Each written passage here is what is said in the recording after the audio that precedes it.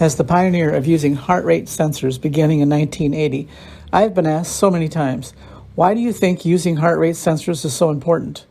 In the first few months of getting the heart rate sensors, the most important reason was that I knew I was always guessing when I would encourage students to either go faster or slow down.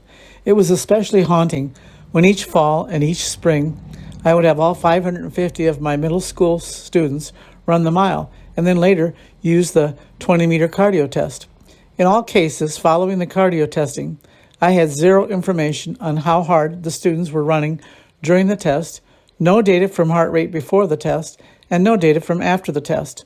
All I had was either their time for the mile run or the number of laps for the 20-meter run. As a new teacher, I did not think that I could challenge either of these testing protocols. I simply followed the national standards and did the testing as I was taught to do in my undergraduate work in college. No one in either the college setting or the school setting was doing anything different anywhere. No one was questioning the idea that we were testing 100% of our students and our athletes without knowing if we were prescribing exercise that was too hard or not hard enough. At the end of the year, I began to realize that I had no data. I mean zero data from all the times I had been in charge of prescribing exercise to my students and to my athletes. I was grading on my observation of 65 students at a time in my physical education classes using effort as half of the grade.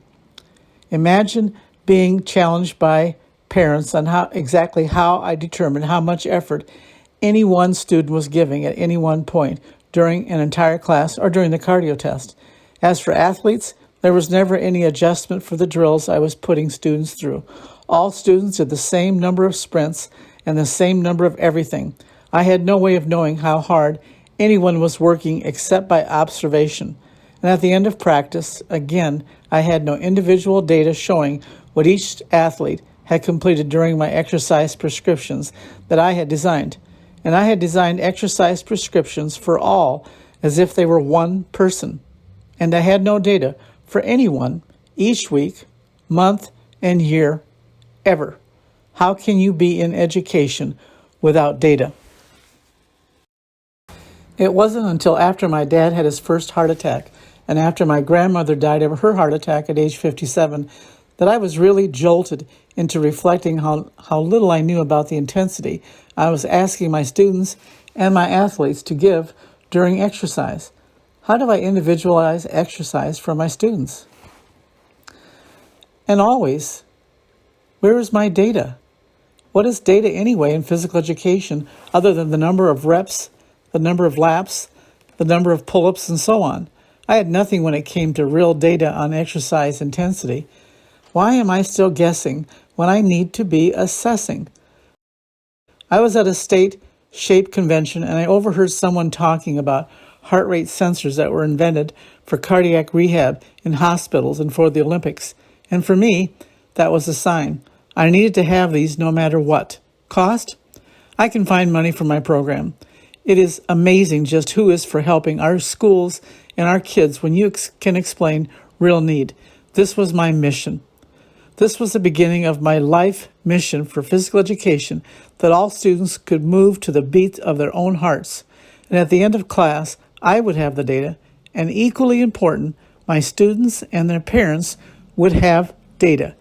That data would take me 3 hours a night to download into the first computer system anyone had seen in my school. We were using typewriters. Now, 40 years later, heart rate sensors are everywhere, and the data is instantly available throughout class and immediately following class. Everyone's heart rate data is instantly sent to the teacher, the student, and their parents. Zero time is spent downloading, and the data is seen in real time on the big board showing each student's square of data with the square changing colors so that the teacher can see if the lesson is going well and to see if all students can get their heart rates low at the beginning of class and also get their heart rates recovered at the end of class. For me, this is magic. As you will see in the following slides, the heart rate graph forms the perfect picture of what your class format design is, or as a coach, how your athletic practice designs are affecting each person.